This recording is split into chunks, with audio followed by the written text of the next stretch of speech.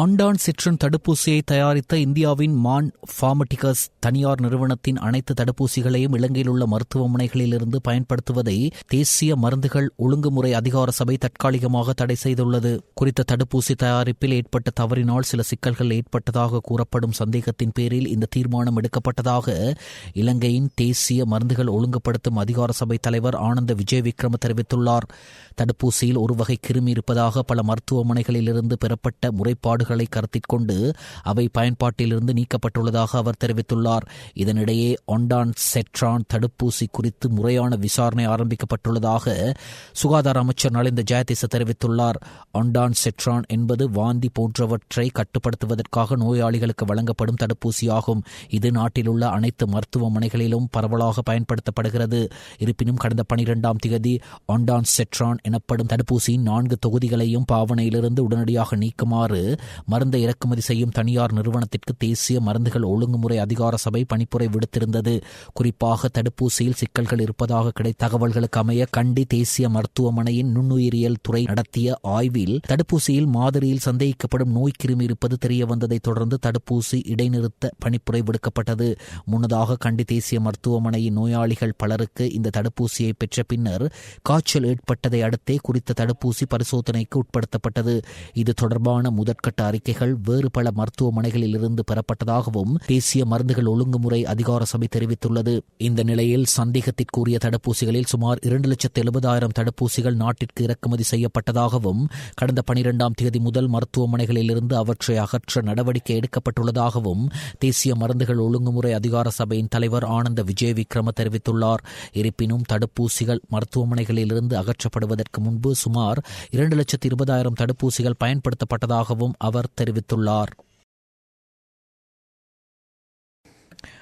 டித்வா சூறாவளியால் எதிர்கொண்டுள்ள சவால்களை தோற்கடித்து இலங்கை மக்களின் அன்றாட வாழ்க்கையை மீண்டும் கட்டியெழுப்புவதற்கான அரசாங்கத்தின் திட்டத்திற்கு அதிகபட்ச ஆதரவு வழங்குவதாகவும் ஜனாதிபதி அனுரகுமார திசாநாயக்கவின் தலைமையில் இலங்கை மிக விரைவில் மீண்டெழும் என்றும் சீன மக்கள் குடியரசின் தேசிய மக்கள் காங்கிரஸ் உபத்தலைவர் வாங் டாங்மிங் தெரிவித்தார். இலங்கைக்கு விஜயம் செய்துள்ள சீன மக்கள் குடியரசின் தேசிய மக்கள் காங்கிரஸ் உபத்தலைவர் வாங் டாங்மிங் உள்ளிட்ட தூதுக்குழுவினர் இன்று காலை ஜனாதிபதி அலுவலகத்தில் ஜனாதிபதி அனுரகுமார திசாநாயக்கவை சந்தித்த போது அவர் இவ்வாறு தெரிவித்தார். இலங்கை எதிர்கொண்ட மிக மோசமான பேரழிவு குறித்து தனது ஆழ்ந்த வருத்தத்தை தெரிவித்த உபத்தலைவர் பாதிக்கப்பட்ட இலங்கை மக்களுக்கு நிவாரணம் வழங்க சீன அரசாங்கம் துரித நடவடிக்கை மேற்கொண்டதாகவும் குறிப்பிட்டார். அத்தோடு இலங்கைக்கும் சீனாவிற்கும் இடையிலான நீண்டகால பொருளாதார, கலாச்சார மற்றும் ராஜதந்திர உறவுகளை மேலும் வலுப்படுத்துவதே இந்த விஜயத்தின் நோக்கம் என்று அவர் சுட்டிக்காட்டினார். இந்த அனர்த்த சமயத்தில் இலங்கைக்கு வருகை தந்தமை தொடர்பில் உபத்தலைவர் உள்ளிட்ட தூதுக்குழுவினருக்கு ஜனாதிபதி அனுரகுமார திசாநாயக்க நன்றி தெரிவித்தார். பாதிக்கப்பட்ட மக்களுக்கு நிவாரணம் வழங்க சீனா இலங்கைக்கு வழங்கிய பொருள் மற்றும் நிதி உதவியையும் அவர் மனப்பூர்வமாக பாராட்டினார். குறிப்பாக சேதமடைந்த ரயில் கட்டமைப்பை மீளமைப்பதற்கும் புனரமைப்பதற்கும் தேவையான தொழில்நுட்ப உதவியை வழங்குமாறு ஜனாதிபதி ஜி ஜின்பிங் உள்ளிட்ட சீன அரசாங்கத்திடம் வேண்டுகோள் விடுப்பதாக ஜனாதிபதி அனுரகுமார திசாநாயக்க தெரிவித்தார். அத்தோடு இலங்கை எதிர்கொண்ட அனர்த்த நிலைமை மற்றும் மறுசீரமைப்பு முன்னெடுப்புகள் குறித்து சீன பிரதிநிதிகளுக்கு ஜனாதிபதி தெளிவுபடுத்தினார். பாதிக்கப்பட்ட மக்களை மீட்பதே அரசாங்கத்தின் பிரதான பிரயத்தனமாக இருந்ததாகவும் பின்னர் அவர்களை பாதுகாப்பான இடங்களில் தங்க வைத்து உணவு மற்றும் சுகாதார போன்ற அடிப்படை வசதிகளை வழங்குவதற்கு அரசாங்கம் நடவடிக்கை எடுத்ததாகவும் ஜனாதிபதி தெரிவித்தார். அவர்களின் இயல்பு வாழ்க்கையை வளமை நிலைக்கு கொண்டு வருவதற்காக திட்டமிடப்பட்ட வகையில் பணியாற்றி வருவதாகவும் அவர் சுட்டிக்காட்டினார். கிராம சேவகர்கள் தொடர்பான முறைகேடுகளை துரிதமாக முறையிட நடைமுறை என்ற தலைப்பில் ஜனாதிபதி அலுவலகத்தினால் அறிவிக்கப்பட்டதாக போலி அவசர தொலைபேசி இலக்கமும் நேரடி இலக்கங்களும் சமூக ஊடகங்களில் பரப்பப்படுகிறது. இந்த செய்தி போலியானது என்று ஜனாதிபதி அலுவலகம் அறிவிக்கிறது. பாதுகாப்பு சேவைகள் கட்டளை மற்றும் பணியாளர் கல்லூரியின் 19வது பாடநெறிக்கான பட்டமளிப்பு விழா பிரதமர் கலாநிதி ஹரணி அமரசூரிய அவர்களின் தலைமையில் நேற்று நெலும்பொக்குன அரங்கில் நடைபெற்றது. முப்படைகளுக்கான உயரிய இராணுவ கல்வி நிறுவனமான இக்கல்லூரியில் 19வது பாடநெறியை வெற்றிகரமாக நிறைவு செய்த 26 வெளிநாட்டு மாணவர்கள் உட்பட 149 பயிற்சி பணியாளர்களுக்கு இதன் போது பட்டங்கள் வழங்கப்பட்டன. இது பிராந்திய மற்றும் சர்வதேச பாதுகாப்பு ஒத்துழைப்பு மற்றும் நட்புறவின் வலிமையை பிரதிபலிப்பதாக அமைகின்றது. இங்கு தொடர்ந்து உரையாற்றிய பிரதமர் விழுமியங்களை பாதுகாத்து மாற்றங்களுக்கு ஏற்ப தம்மை தயார்படுத்தி அனுபவங்களின் அடிப்படையில் சரியாக செயற்படும் தலைவர்களே எதிர்காலத்திற்கு தேவைப்படுகின்றனர் என தெரிவித்தார். எதிர்க்கட்சித் தலைவர் சஜித் பிரேமதாசவிற்கும் இலங்கைக்கான ஐக்கிய நாடுகள் சபையின் வதிவிட ஒருங்கிணைப்பாளர் மார்க் ஆண்ட்ரூ பிராஞ்சிற்கும் இடையிலான விசேட சந்திப்பொன்று இன்று கொழும்பில் உள்ள எதிர்க்கட்சித் தலைவர் அலுவலகத்தில் இடம்பெற்றது. டித்வா சூறாவளி புயலால் ஏற்பட்ட வெள்ளம் மற்றும் மண் சரிவு பேரழிவுகளால் பாதிக்கப்பட்ட மக்களுக்கு நிவாரணம் பெற்றுக் கொடுக்கும் நோக்கில் எதிர்க்கட்சித் தலைவர் சஜித் பிரேமதாச இந்நாட்களில் வெளிநாட்டு தூதுவர்கள், உயர்ஸ்தானிகர்கள், சர்வதேச முகவராண்மைகளின் இலங்கை பிரதானிகள் மற்றும் ஏராளமான அரச சாரா நிறுவனங்களின் இந்நாட்டு பிரதானிகள் என பலரையும் சந்தித்து வருகிறார். இத்தொடரின் மற்றும் ஒரு கட்டமாக இலங்கைக்கான ஐக்கிய நாடுகள் சபையின் நிரந்தர வதிவிட ஒருங்கிணைப்பாளர் மார்க் ஆண்ட்ரூ பிரான்சை சந்தித்தார். ஒவ்வொரு கிராமத்திலும் சமூக அபிவிருத்தி சபைகளை நிறுவுவதன் மூலம் சமூக சக்தி திட்டம் தரைமட்டத்தில் செயற்படுத்தப்பட்டுள்ளதோடு இந்த நடவடிக்கைகள் செயற்படுத்துவதில் பிரதேச செயலகங்கள் மற்றும் மாவட்ட செயலகங்களின் அதிகாரிகளுக்கு முக்கிய பொறுப்பு வழங்கப்பட்டுள்ளது.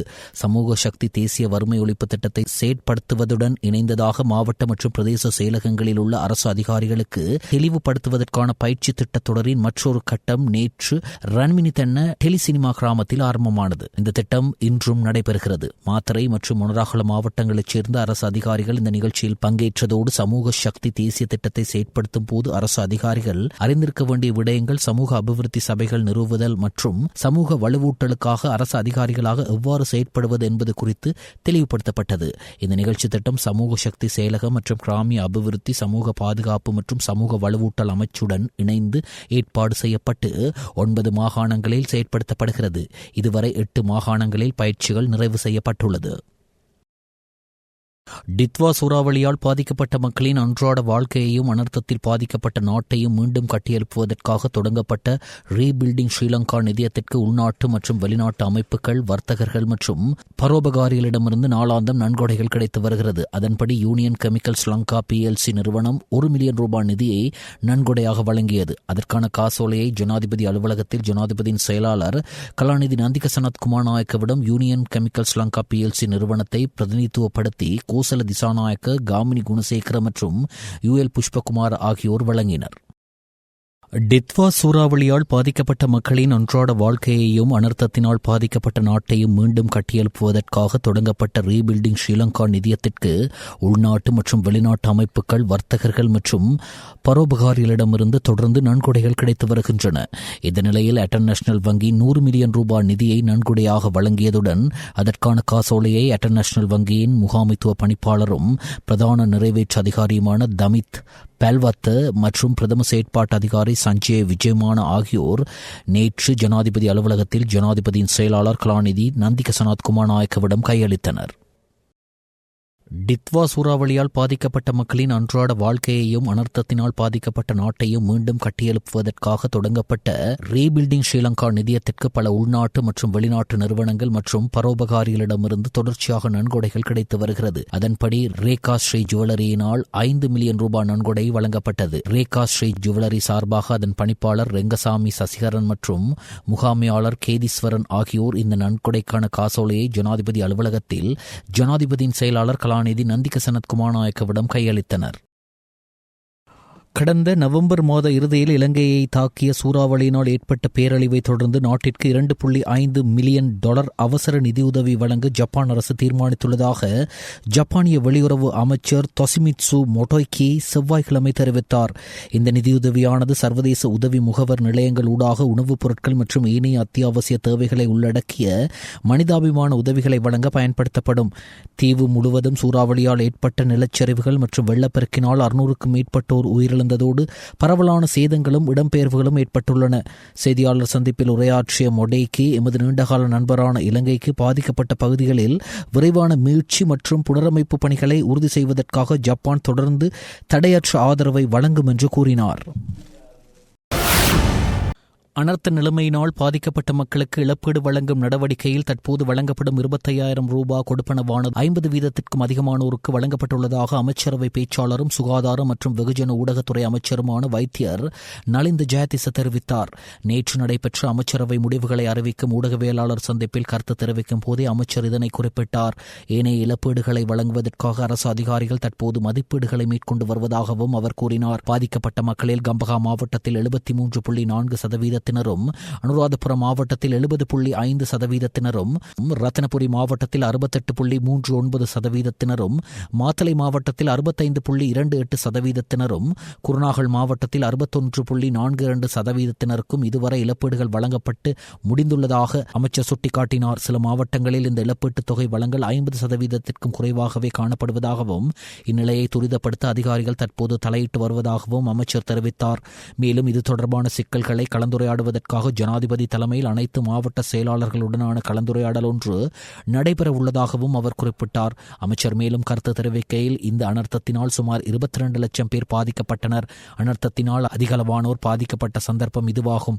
இப்போது அரசு அதிகாரிகள் ஒவ்வொருவருக்கும் வழங்கப்பட வேண்டிய இழப்பீடுகள் குறித்து சிலவற்றை மதிப்பிட்டு வருகின்றனர், சிலவற்றை வழங்கி வருகின்றனர். இந்த 25,000 ரூபாய் கொடுப்பனவு வழங்கல் நேற்று வரையான நிலவரப்படி 50%க்கும் அதிகமாக பதிவாகியுள்ளது. இது மாவட்டத்திற்கு மாவட்டம் மாறுபடலாம். சில மாவட்டங்களில் இது இன்னும் 50%க்கும் குறைவாகவே உள்ளது. இந்த செயல்முறையை துரிதப்படுத்தவே நாங்கள் தலையிட்டுள்ளோம் என்று தெரிவித்தார். தடுப்பு காவல் உத்தரவின் பேரில் தடுத்து வைக்கப்பட்டு விசாரணைக்கு உட்படுத்தப்பட்டு வரும் பாதாள உலகக்குழு உறுப்பினரான கிஹல்பத்திர பத்மே என்பவரிடம் மேற்கொள்ளப்பட்ட விசாரணைகளின் போது கிடைத்த தகவல்களின் அடிப்படையில் வெளிநாட்டில் தயாரிக்கப்பட்ட துப்பாக்கி ஒன்று மற்றும் பெருமளவான தோட்டாக்களும் கைப்பற்றப்பட்டுள்ளன. குற்றப்புலனாய்வு திணைக்களத்தின் வர்த்தக குற்ற விசாரணை பிரிவினர் சந்தேக நபரிடம் நடத்திய விசாரணையின் போதே அவருக்கு சொந்தமான இந்த ஆயுதங்கள் வெளிநாட்டில் உள்ள மற்றொரு ஒழுங்கமைக்கப்பட்ட குற்றவாளி ஒருவரின் பராமரிப்பில் நாட்டில் மறைத்து வைக்கப்பட்டிருந்தமை தெரியவந்துள்ளது. இதன்போது வெளிநாட்டில் தயாரிக்கப்பட்ட பிஸ்டல் ஒன்றும், T-56 ரக துப்பாக்கிக்கு பயன்படுத்தப்படும் 2 மேகசின் மற்றும் T-56 ரக 267 தோட்டாக்களும் மீட்கப்பட்டுள்ளன. நாட்டில் அண்மையில் ஏற்பட்ட இயற்கை அனர்த்தத்தால் சிறு மற்றும் நடுத்தர வியாபார சமூகத்தினருக்கு ஏற்பட்ட நஷ்டம் 200 பில்லியனுக்கும் அதிகம் என இலங்கையின் ஐக்கிய தொழில் முனைவோர் மன்ற தலைவர் டானியா எஸ் அபேசுந்தர ஊடகவியலாளர் சந்திப்பொன்றில் தெரிவித்துள்ளார். அவர் மேலும் தெரிவிக்கையில், என்னுடைய தொழிற்சாலை முழுவதுமாக 9 அரை அடிக்கு மேல் வெள்ளத்தால் மூழ்கியது. இயந்திரங்கள், உபகரணங்கள் என அனைத்துமே வெள்ளத்தில் மூழ்கியது. இதேபோல் இந்த அனர்த்தத்தால் பாதிக்கப்பட்ட அனைத்து வியாபாரிகளுக்கும் குறைந்தபட்சம் இடைக்கால தீர்வொன்று வழங்குமாறு அரசாங்கத்திடம் நாங்கள் கோரிக்கை விடுக்கிறோம். 2017 තමයි ලොකුවට ගම් වතුරට ලක් වෙච්ච කාල සීමාව. ඒ කාල සීමාව ඇතුළත වුණත් සුළු හා මධ්‍යම ව්‍යවසායකයන්ට ව්‍යාපාරවලට බලපෑමක් තිබුණේ බිලියන 16ක වගේ බලපෑමක්. නමුත් අද ඒ බලපෑම බිලියන 210ත් 320ත් අතර පරතරයකට ඇවිල්ලා තියෙනවා. ව්‍යාපාර 13,600කට ආසන්න ප්‍රමාණයක් බලපෑමකට ලක් වෙලා තියෙනවා. සුළු හා මධ්‍යම ප්‍රමාණ කර්මාන්තකරු කියන එක ව්‍යාපාර 6,000ක් ඉක්මවා ගිහලා ඔබතුමාලා මේකට අනිවාර්යයෙන්ම පිළියමක්, පිළිතුරක්, සහනයක් ව්‍යාපාරිකයෝ, ව්‍යවසායකයන්ට දිය යුතුමයි. මේ වෙලාවේදී ඉක්මන් තීරණ ගන්න කියලා අපි රජයෙන් ආයාචනා කරනවා, ඉල්ලනවා. அல்ல வெள்ளவாய பிரதான வீதியில் 2 முச்சக்கர வண்டிகள் நேருக்கு நேர் மோதி விபத்துக்குள்ளாகியுள்ளது. விபத்தில் முச்சக்கர வண்டியில் பயணித்த இருவருக்கு பலத்த காயம் ஏற்பட்டதாகவும் அவர்கள் வைத்தியசாலையில் அனுமதிக்கப்பட்டு சிகிச்சை பெற்று வருவதாகவும் போலீசார் தெரிவித்தனர். அதிக வேகத்தில் பயணித்த முச்சக்கர வண்டியொன்று காட்டுப்பன்றியுடன் மோதி விபத்துக்குள்ளானதில் அதில் பயணித்த இருவர் காயமடைந்து வைத்தியசாலையில் அனுமதிக்கப்பட்டுள்ளதாக போலீசார் தெரிவித்தனர். கினிகத்தேனை பகுதியிலிருந்து கொடகலை பகுதி நோக்கி பயணித்த முச்சக்கர வண்டியொன்றே இவ்வாறு விபத்துக்குள்ளாகியுள்ளது. முச்சக்கர வண்டி அதிக வேகத்தில் பயணித்துள்ளதாகவும் இதன்போது வீதியின் குறுக்கே பாய்ந்த காட்டுப்பன்றியின் மீது மோதியுள்ளதாகவும் போலீசாரின் ஆரம்பகட்ட விசாரணைகளில் தெரியவந்துள்ளது. இவ்விபத்தில் முச்சக்கர வண்டிக்கு பலத்த சேதம் ஏற்பட்டுள்ளதோடு காயமடைந்தவர்களை போலீசாரும் வீதியில் பயணித்தவர்களும் இணைந்து மீட்டு வைத்தியசாலையில் அனுமதித்துள்ளனர். சம்பவம் தொடர்பான மேலதிக விசாரணைகளை ஹட்டன் போலீசார் மேற்கொண்டு வருகின்றனர். தொழில்நுட்ப கோளாறு காரணமாக கட்டுநாயக்க விமான நிலையத்தில் தரையிறக்க திட்டமிடப்பட்ட துருக்கி நோக்கி பயணித்த விமானம் கட்டுநாயக்க பண்டார்நாயக்க சர்வதேச விமான நிலையத்தில் பாதுகாப்பாக தரையிறக்கப்பட்டுள்ளதாக விமான நிலைய தகவல்கள் தெரிவிக்கின்றன. 202 பயணிகளுடன் துருக்கியின் இஸ்தான்புல் நோக்கி புறப்பட்ட குறித்த விமானத்தில் பயணத்தின் போது திடீரென தொழில்நுட்ப கோளாறு அவதானிக்கப்பட்டது. இதனை அடுத்து விமானம் உடனடியாக திருப்பப்பட்டு வானில் சில மணித்தியாலங்கள் வட்டமடித்த நிலையில் அவசரகால ஏற்பாடுகளுக்கு மத்தியில் கட்டுநாயக்க விமான நிலையத்தில் பாதுகாப்பாக தரையிறக்கப்பட்டது. பயணிகள் அனைவரும் பாதுகாப்பாக உள்ளதாகவும் தெரிவிக்கப்படுகிறது. கொத்மல பிரதேச சபைக்குட்பட்ட பூண்டுலோயா கயப்புக்கள நடுப்பிரிவில் 7ஆம் இலக்க லயன் குடியிருப்பு அபாய நிலையில் இருப்பதாகவும் அந்த குடியிருப்பில் வசிப்பதற்கு அச்சம் ஏற்பட்டுள்ளதாகவும் குடியிருப்பாளர்கள் தெரிவிக்கின்றனர். குறித்த குடியிருப்புக்கு அருகில் 10 அடிக்கு மேலாக நிலம் தாழிறங்கியுள்ளதால் குறித்த குடியிருப்புகளில் வெடிப்புகள் ஏற்பட்டுள்ளதால் இதனால் இந்த பகுதியில் வசிப்பது எங்களுக்கு பெரும் ஆபத்தை ஏற்படுத்தும் நிலை உருவாகியுள்ளது என அவர்கள் தெரிவிக்கின்றனர். நாட்டில் ஏற்பட்ட இடர்காலங்களில் எங்கள் பகுதி மக்கள் மிகுந்த பயத்துடனே இந்த குடியிருப்பில் வாழ்ந்ததாகவும் தோட்ட நிர்வாகம் மற்றும் கிராம சேவகர் வந்து பார்வையிட்டு மட்டுமே சென்றதாகவும் இதுவரை எங்களுக்கு பாதுகாப்புக்கும் எந்த நடவடிக்கை எடுக்கப்படவில்லை எனவும் அவர்கள் குறிப்பிடுகின்றனர். எனவே மறுபடி மழை பெய்தால் இந்த வீடுகள் முற்றாக தாழிறங்கக்கூடிய நிலை ஏற்படக்கூடும் எனவும் எனவே அசம்பாவிதம் ஏதும் ஏற்பட முன்னர் எங்களை பாதுகாப்பான இடங்களில் தங்க வைக்குமாறு குறித்த பகுதி மக்கள் கேட்டுக்கொள்கின்றனர்.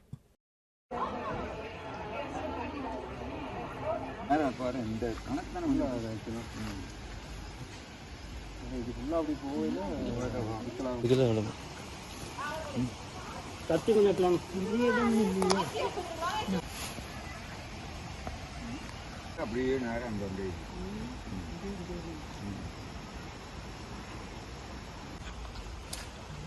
கிழக்கில் இருந்தான ஒரு அலைவடிவ காற்றின் தாக்கம் காரணமாக நாட்டின் வடக்கு மற்றும் கிழக்கு பகுதிகளில் தற்போது நிலவும் மழை நிலைமை அடுத்த சில நாட்களுக்கும் தொடரும் என எதிர்பார்க்கப்படுவதாக வளிமண்டலவியல் திணைக்களம் எதிர்வு கூறியுள்ளது. வடக்கு, வடமத்திய, கிழக்கு, ஊவா மற்றும் மத்திய மாகாணங்களில் அவ்வப்போது மழை பெய்யும் என எதிர்பார்க்கப்படுகின்றது. கிழக்கு மற்றும் மத்திய மாகாணங்களிலும் பதுளை மற்றும் பொலனறுவை மாவட்டங்களிலும் சில இடங்களில் 100 மில்லிமீட்டருக்கும் அதிகமான பலத்த மழை வீழ்ச்சி எதிர்பார்க்கப்படுகின்றது. நாட்டின் ஏனைய பிரதேசங்களில் பல இடங்களில் பிற்பகல் 1 மணிக்கு பின்னர் மழையோ அல்லது இடியுடன் கூடிய மழையோ பெய்யக்கூடிய சாத்தியம் காணப்படுகின்றது. இந்த பிரதேசங்களில் சில இடங்களில் 75 மில்லிமீட்டருக்கும் அதிகமான ஓரளவு பலத்த மழை வீழ்ச்சி எதிர்பார்க்கப்படுகின்றது. டெல்லி ஆக்ரா நெடுஞ்சாலையில் பனிமூட்டம் காரணமாக 6 பேருந்துகள் மற்றும் 2 கார்கள் அடுத்தடுத்து மோதி தீப்பற்றிக் கொண்டன. இந்த சம்பவத்தில் 4 உயிரிழந்துள்ளதோடு மேலும் 25க்கும் மேற்பட்டோர் பலத்த காயமடைந்துள்ளதாக